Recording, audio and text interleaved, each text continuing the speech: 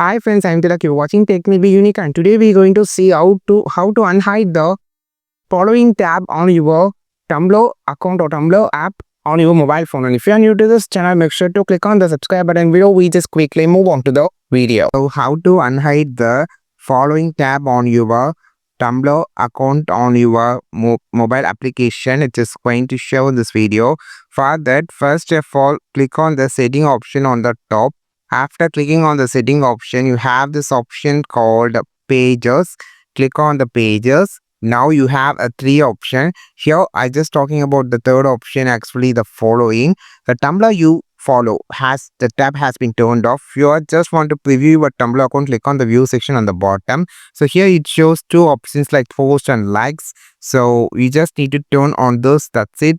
Now just go to the preview again. You can find post and likes and following. Now it also shows the following option on following tab on your account. So come back and you can find here and also change if you want to change this here too.